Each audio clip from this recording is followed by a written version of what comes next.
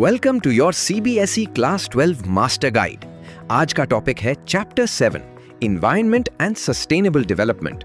हम NCERT material को simplify करके सिर्फ उन हाई यील्ड कॉन्सेप्ट्स पर फोकस करेंगे जो एग्जाम्स में पक्का आते हैं, ताकि ये आपका हाईएस्ट स्कोरिंग चैप्टर बन जाए।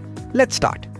एनवायरनमेंट सभी बायोटिक यानी लिविंग और एबायोटिक यानी नॉन लिविंग फैक्टर्स से मिलकर बनता है, जो एक दूसरे को इन्फ्लुएंस करते हैं।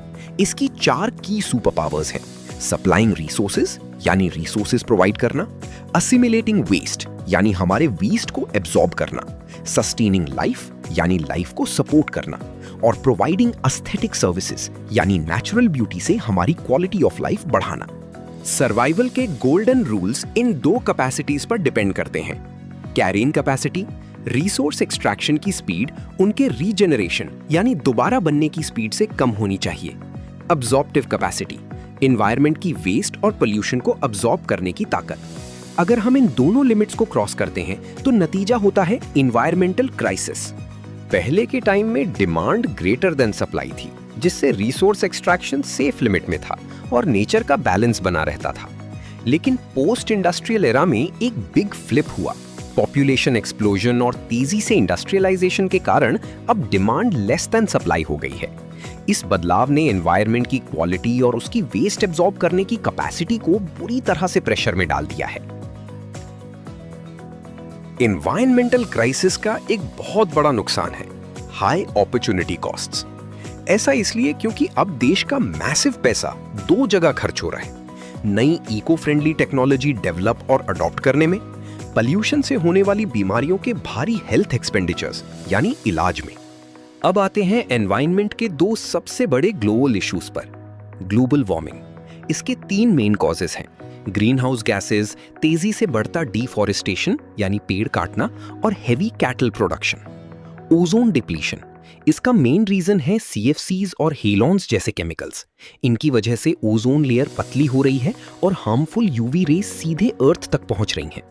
एग्जाम फैक्ट: ओजोन डिप्लीशन को रोकने के लिए 1987 में मॉन्ट्रियल प्रोटोकॉल साइन किया गया था, जिसका मेन एम सीएफसीज के यूज को फ्रीज करना था। अब बात करते हैं इंडिया के स्पेसिफिक कॉन्टेक्स्ट की। इंडिया के पास इनक्रेडिबल नेचुरल वेल्थ है: fertile planes, black soil, forests और मिनरल्स। लेकिन इस वेल्थ पर एक बहुत बड़ा हेवी बर्डन है।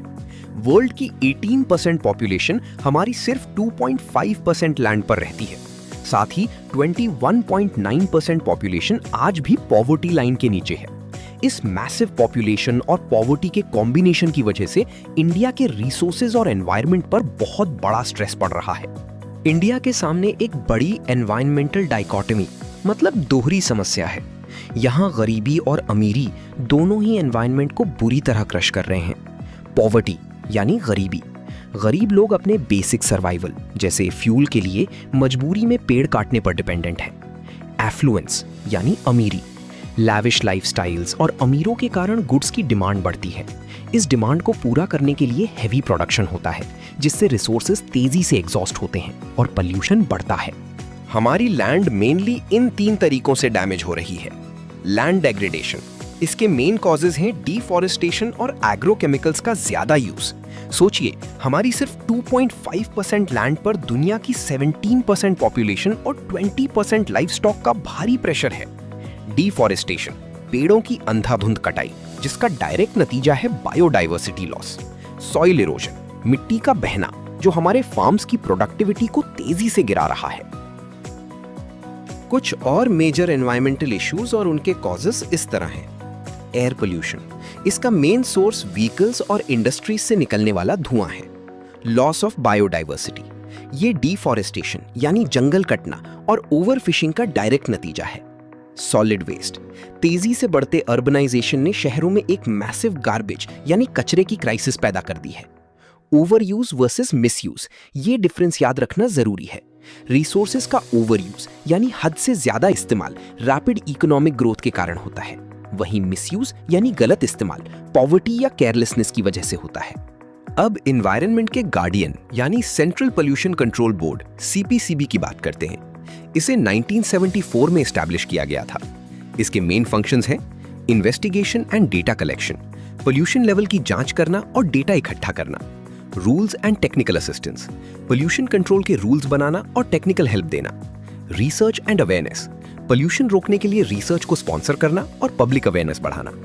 अब इस सारी प्रॉब्लम का अल्टीमेट फिक्स क्या है?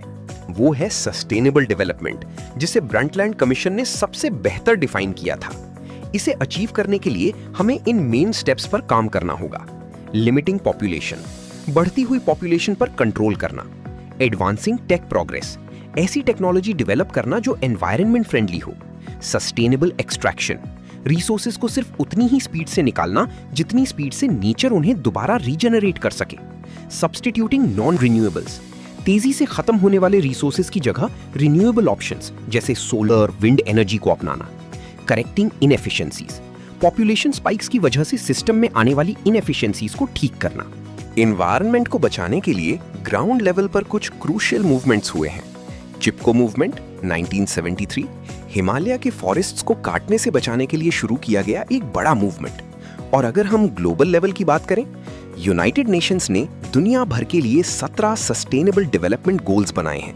इन सभी गोल्स को 2030 तक अचीव करने का स्ट्रिक्ट टारगेट रखा गया है। सस्टेनेबिलिटी अचीव करने की 4 की स्ट्रैटेजीज हैं।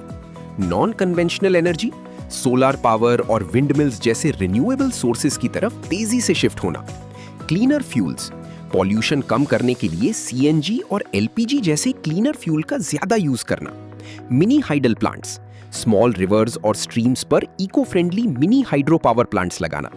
ट्रेडिशनल नॉलेज, आयुष, अपने ट्रेडिशनल मेडिकल सिस्टम्स को वापस रिवाइव करना जो लगभग 15,000 प्लांट स्पीसीज का सेफली यूज करते हैं बिना एनवायरनमेंट को नुकसान पहुंचाए। बाकी बची हुई 3 स्ट्रैटेजीज ये हैं। बायो कंपोस्ट, केमिकल फर्टिलाइजर्स की जगह नेचुरल कंपोस्ट का यूज करना। बायो पेस्ट कंट्रोल, कीड़े मारने के लिए केमिकल्स की जगह नेचुरल मेथड्स जैसे नीम बेस्ड स्प्रेज अपनाना। Changing consumption patterns, wasteful consumerism, फिजूल खर्ची को रोकने के लिए अपनी कंजम्पशन की आदतें बदलना। इसके साथ हमारा चैप्टर 7 का ये मास्टर गाइड यहीं पूरी तरह कंप्लीट होता है। ऐसे ही इकोनॉमिक्स के कॉन्सेप्ट को समझने के लिए लाइक, शेयर और सब्सक्राइब करिए।